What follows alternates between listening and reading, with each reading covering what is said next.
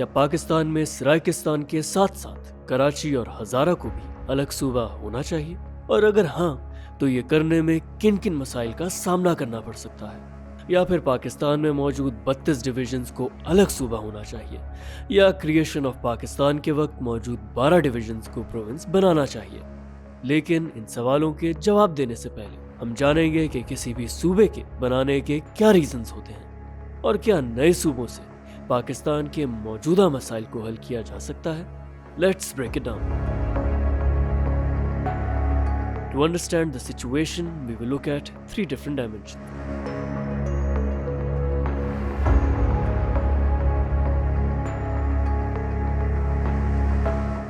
نئے صوبے بنانے کا ایک بنیادی مقصد بڑے صوبوں کی انتظامی نااہلی کو حل کرنا ہوتا ہے۔ نئے صوبوں کے حمایتیوں کا خیال ہے کہ چھوٹے صوبے حکومت کو عوام کے قریب لائیں گے، جس سے صوبوں کی انتظامیہ اچھے سے پرفارم کر پائے گی اور عوام کے مسائل بھی جلد حل ہو پائیں گے۔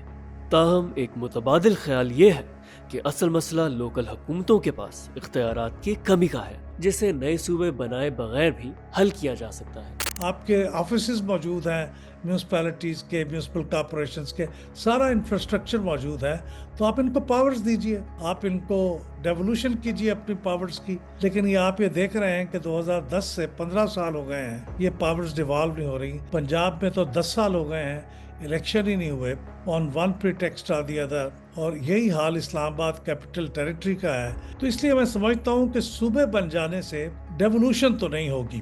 نئے صوبے بنانے کی دوسری وجہ معاشی ناہمواری ہے، اور یہ وجہ صوبائی تحریکوں کے لیے ایک طاقتور محرک ہے۔ پاکستان میں سرائکستان یا ساؤتھ پنجاب صوبے کی ڈیمانڈ اس کی فیمس اگزامپل ہے۔ سرائکی صوبے کے حامی الزام لگاتے ہیں کہ ان کے وسائل دوسرے علاقوں میں استعمال ہوتے ہیں۔ سارے پروونس کا مطالبہ کرنے والے اور ساؤتھ پنجاب صوبے کا مطالبہ کرنے والے اور ایون باولپور صوبے کا مطالبہ کرنے والے وہ ریزن بھی دیتے ہیں، اور وہ بالکل درست دیتے ہیں کہ وہاں پہ جو جنرل لیول آف ڈیولپمنٹ ہے وہ باقی پنجاب کی نسبت بہت کم ہے۔ یعنی یہ علاقے اگر ہم عام زبان میں کہیں تو پسماندہ ہیں، یہاں پہ پاورٹی زیادہ ہے، ایجوکیشن کم ہے، امپلائمنٹ کم ہے۔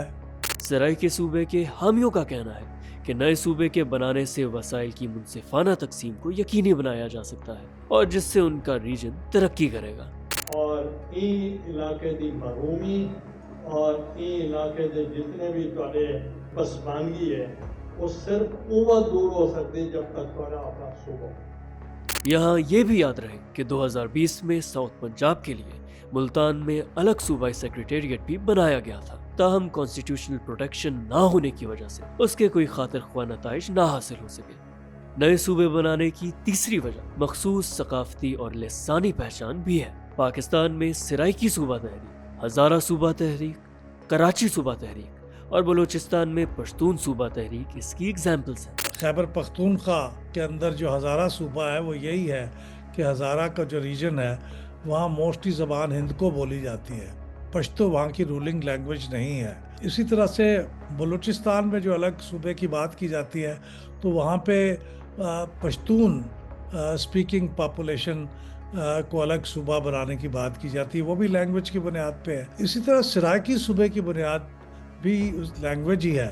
یہاں یہ یاد رہے کہ اس کے علاوہ بھی ریزنز ہو سکتی ہیں۔ فیڈریشن کے مقابلے میں لوگوں کی محبت صوبوں سے زیادہ ہو گئی ہے یا ریاستوں سے زیادہ ہو گئی ہے، تو اس کو کچھ ڈائلیوٹ کرنے کے لیے یہ چاہتے ہیں کہ صوبے کو ذرا مزید بنا دیے جائیں۔ اور انڈیا میں جب یہ صوبے 17 سے چینج ہوئے تھے تو اس میں بھی ایک وجہ یہ تھی، اور بعد میں بھی جو 17 سے 28 ہوئے ان میں بھی ایک وجہ یہ تھی۔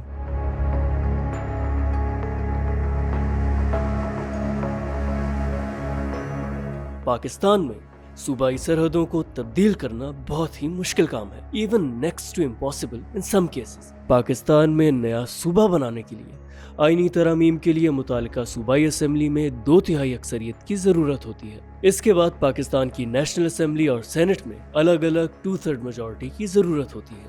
حدود کو تبدیل کرنا پاکستان کے کانٹیکسٹ میں بہت تقریباً امپاسبل ہے۔ ایک ہی بار پاکستان کی ہسٹری میں 78 ایئرز میں ایسا ہوا ہے جب فاٹا کا مرجر ہوا خیبر پختونخوا کے ساتھ، تو اس وقت خیبر پختونخوا کی اسمبلی نے اس کو 2/3 میجورٹی سے ایکسیپٹ کیا، اور پھر قومی اسمبلی اور سینٹ سے پاس ہوا. لیکن وہ چونکہ خیبر پختونخوا کی اسمبلی جو تھی ان کو معلوم تھا کہ ہمارے صوبے کا they are gaining a territory. اس کے علاوہ نئے صوبے بنانے میں کافی ساری سیاسی پیچیدگیاں بھی ہیں. فار ایگزامپل جب سندھ میں رہنے والے اردو سپیکنگ کمیونٹی کراچی کو الگ صوبہ بنانے کی بات کرتے ہیں تو ان کو رورل سندھ کے ایریاز سے شدید مخالفت کا سامنا کرنا پڑتا ہے. اسی طرح خیبر پختونخوا میں ہزارہ صوبے کی حمایتیوں کو بھی پشتون نیشنلسٹ کی طرف سے تنقید کا نشانہ بنایا جاتا ہے. سندھ کے اندر تو یہ سینٹیمنٹ بہت شدید ہے کہ وہاں پہ الگ سے کوئی صوبہ سندھ کو کاٹ کے نہیں بننا چاہیے. اور میرا خیال ہے کہ خیبر پختونخوا میں بھی اسی طرح یہ سینٹیمنٹ بہت شدید ہے کہ ان کے ہاں کسی علاقے کو الگ سے صوبہ نہیں بنانا چاہیے، ہندکو والا صوبہ یا ہزارہ والا صوبہ. لیکن جب انڈیا کو ان ایشوز کا سامنا کرنا پڑا تو انہوں نے اس کو کیسے ڈیل کیا؟ دیکھیے یہ جو ڈیموکریٹک پروسیس ہوتا ہے، اگر آپ اس کو بروئے کار لائیں، یعنی اس کو ایکٹیویٹ کریں، اس کو یوز کریں، تو اس میں بڑی طاقت یہ ہوتی ہے کہ آپ ایک ڈائلاگ کرتے ہیں، آپ لوگوں کی بات سنتے ہیں، اپنی جوابی دلیل دیتے ہیں، تو گیو اینڈ ٹیک ہوتا ہے. یہ فوری طور پہ نہیں ہوتا. انڈیا میں بھی فوری طور پہ نہیں ہوا. بڑے جذباتی ماحول میں بھی انہوں نے کمیشن کو 2 سال کام کرنے دیا اور انہوں نے پھر پروونسز بنایا. اور ایسے وقت میں جب پاکستان میں ٹیررزم ایک دفعہ پھر سے ریسرجنس کر رہی ہے، نئے صوبوں کو بنانا کتنا فیزیبل ہے، اس پہ بھی کویشچنز ریز کیے جا رہے ہیں. نیوز رپورٹس کے مطابق پاکستان کے مالی حالات بھی کچھ بہتر نہیں ہیں. نئے صوبوں کی تشکیل کے ساتھ ساتھ ان کا انفراسٹرکچر بھی ڈیولپ کرنا ہوتا ہے. اس طرح نئے صوبے فیڈرل حکومت پر مالی طور پر بوجھ بھی بن سکتے ہیں. تو ان حالات میں 12 یا 32 نئے صوبوں کے انفراسٹرکچر کو کیسے بلڈ کیا جائے گا؟ تو فائنینشیل وائبلٹی تو دیکھنی چاہیے جس بھی صوبے کی بنے. That should not be the only thing, لیکن یہ بڑی امپورٹنٹ کنسیڈریشن ہوگی، ورنہ پھر وہ صوبہ محتاج رہے گا کافی عرصہ دوسرے لوگوں سے. اب جب فاٹا کا بھی آپ کو یاد ہوگا کہ ایک الگ صوبے کا مطالبہ بھی موجود تھا جب یہ اس کا مرجر ہوا ہے خیبر پختونخوا میں، لیکن فاٹا کا اس وقت مسئلہ یہ تھا کہ وہ فائنینشلی وائبل نہیں تھا اس وقت. کیا نئے صوبے بنانے سے پاکستان کے موجودہ مسائل ختم ہو سکتے ہیں؟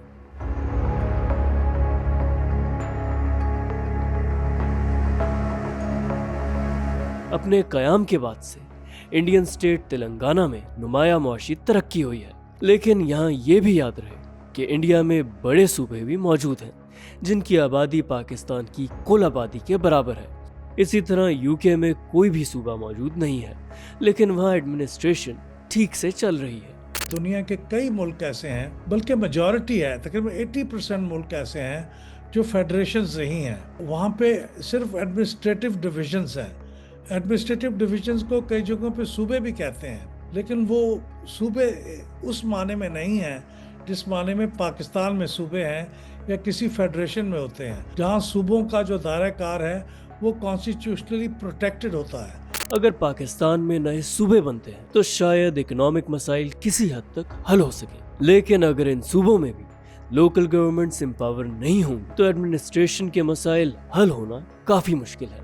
بجائے اس کے کہ آپ زیادہ مشکل راستہ اڈاپٹ کریں پروونسز کے ذریعے اختیارات تقسیم کرنے کا، کم از کم یہ کر لیں کہ آپ پہلی قسط میں لوکل گورنمنٹ کے ذریعے اختیارات کی تقسیم کا اہتمام کر لیں. تو میں ایمفسائز کرنا چاہتا ہوں کہ کانسٹیٹیوشن کے اندر ترمیم کے ذریعے لوکل گورنمنٹ کی پاورز، ان کے رائٹس، ان کے فائنانسز، اس کو سیکیور کیا جائے. اس کے ساتھ ساتھ اگر صوبے لسانی بنیادوں پر بنے تو کچھ لسانی تنازعات کو بھی ختم کیا جا سکتا ہے، لیکن یہاں پہ اس بات کا بھی خطرہ ہو سکتا ہے کہ اس سے نئے تنازعات جنم لے سکتے ہیں، جیسا کہ نسلی اور لسانی بنیادوں پر مزید صوبے بنانے کی تحریکوں کا جنم لینا. انڈیا کے اندر مدراس اسٹیٹ تھی، لیکن وہاں پہ بہت ایک اسٹرانگ لینگویج موومنٹ چلی کہ وہاں پہ جو تیلگو بولنے والے ہیں، تیلگو بولنے والے لوگوں کے لیے الگ اسٹیٹ بنائی جائے. وہ بہت اسٹرانگ موومنٹ تھی، وائلنٹ بھی ہو گئی. کچھ لوگوں نے فاسٹ اینڈ ٹو ڈیتھ کیا، یعنی تا مرگ بھوک ہڑتال، اور اس میں ایک صاحب جو تھے وہ ان کی جان بھی چلی گئی اس ہڑتال کے دوران. اس کے بعد پورے ملک میں فسادات پھوٹ پڑے اور لوگوں نے جہاں جہاں ان کی لینگویج تھی اس کی بنیاد پہ انہوں نے کہا ہمارے صوبے بنائیں. Now the big question is کہ کیا پاکستان میں نئے صوبے بنانے چاہیے؟